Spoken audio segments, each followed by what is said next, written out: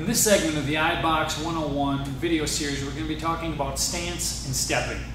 Now again, the video series is a condensed version of the hands-on 101 class that's scheduled at the gym, but it will work just the same. So let's go ahead and talk about it quickly.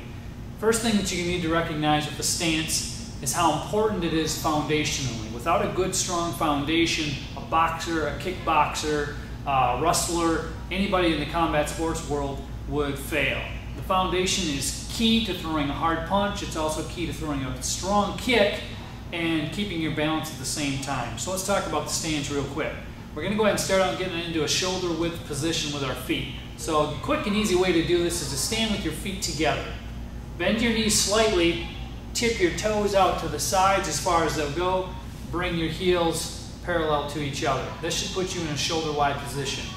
Now if you're left-handed, I want you to step forward with your right foot. If you're right-handed, step forward with your left foot.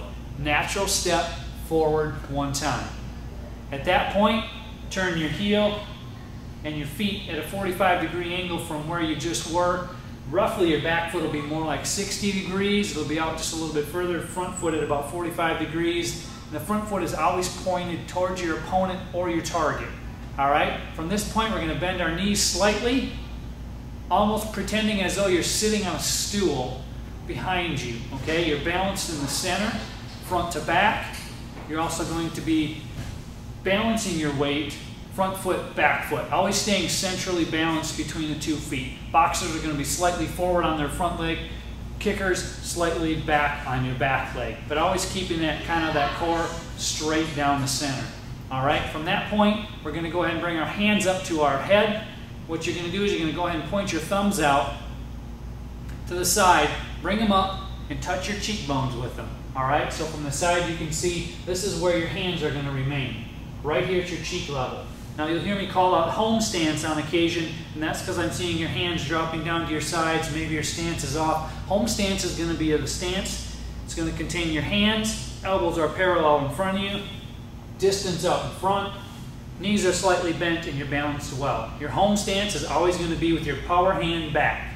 Okay, this is your stance. Now in the iBox and iKick classes, we're going to go ahead and switch stance, okay? So that's basically you're just going to hop over and everything's the same way. You're still balanced in the center, your hands are up to your cheekbones, parallel to the front, elbows are in.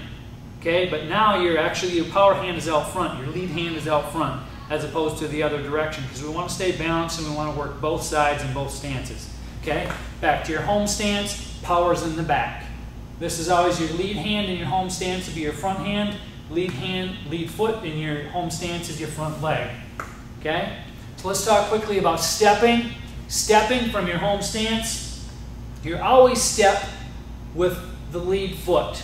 Okay, and when I say lead foot, I don't mean your lead foot, but the foot that's closest to the direction that you're going. So if I'm going forward, I'm going to step with my front foot.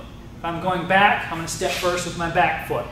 If I'm going to the right, step with the right foot, drag the left foot over. If I'm going to the left, step with the left foot, drag the right foot over. Never crossing your feet.